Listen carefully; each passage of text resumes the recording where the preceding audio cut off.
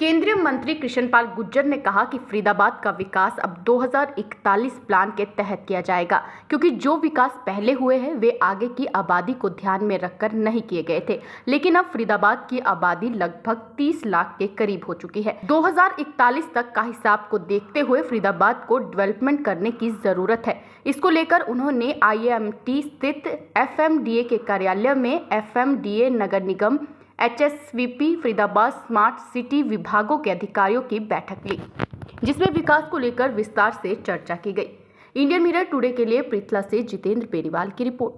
देखिए, नियमित बैठकें जब से FMDA बना है तब से जो उसके मेंबर हैं, अधिकारी हैं, ये नियमित बैठकें होती हैं और इन बैठकों में फरीदाबाद के विकास के लिए बातें की जाती हैं, योजनाएं बनाई जाती हैं और उन पर कितना काम आगे बढ़ा है उस सबकी समीक्षा की जाती है।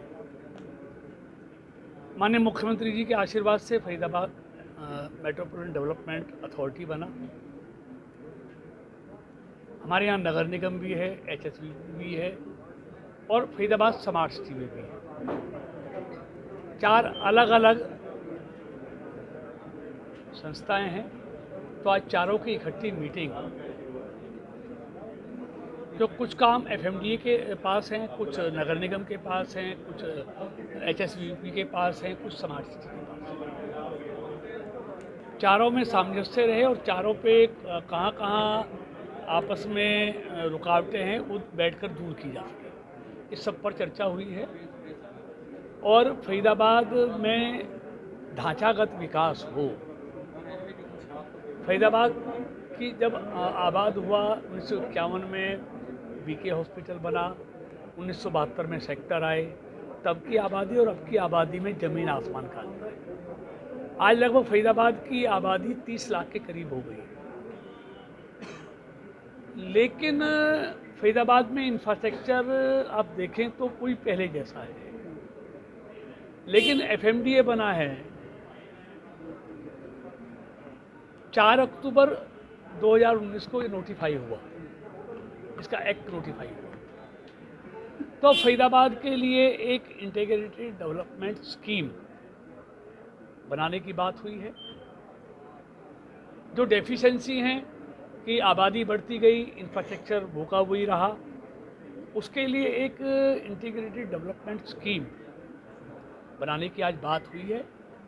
उसके लिए काम शुरू हो गया है कि सीवर लाइन आज कैसी चाहिए हमको, आबादी बढ़ी है, पानी कितना चाहिए, STP कितना चाहिए, हमको सड़कें कितनी चाहिए, हमको स्टॉर्म वाटर कैसी होनी चाहिए, ड्रेनेज कैसी होनी चाहिए, फ्लाईओवर और कहाँ बनने चाहिए, अंडरपास कहाँ बनने चाहिए। तो इस सब चीज़ों पर चर्चा हुई है। फरीदाबाद एक नए फरीदाबाद के रूप में विकसित हो। 2031 का मास्टर प्लान आ गया, 2041 की तैयारी है।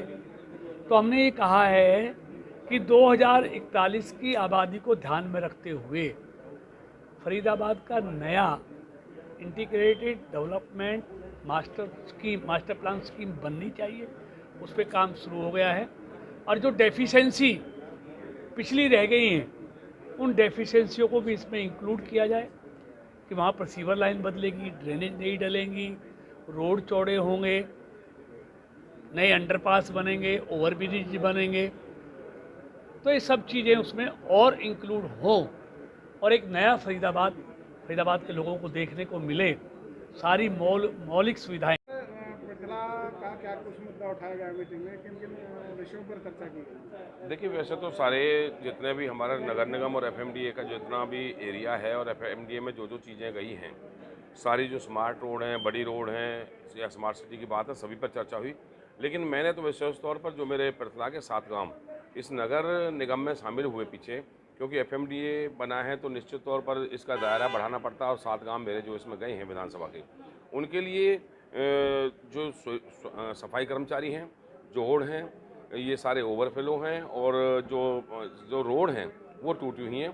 तो उन सारे मुद्दों पर चर्चा की है और मैं समझता हूँ कि सभी जितने भी ये तुम्हारे जो स्वीपर हैं या अन्य उसमें जो काम है, और एक जो काम अधूरे रह गए थे, जो उस समय काम चल रहे थे और उस समय नगर में जब ये गया था दूर रह गए थे, उन कामों की प्रक्रिया पूरा करना, और ये सारे मुद्दे मैंने उठाए हैं। और जल्दी ही सफाई कर्मचारियों की ये पूरी लिस्ट जो यहाँ से हेड ऑफिस चंडीगढ़ भेज दी है, वहाँ से अप्रूवल होकर आ जाएगी और सारे सफाई कर्मचारी, और तब तक इसमें 64 जो स्वीपर हैं वो दूसरे हमारे वार्डों से आकर के हमारे गाँवों की सफाई करेंगे, तो जल्दी ही इन सब पर कार्य शुरू हो जाएगा।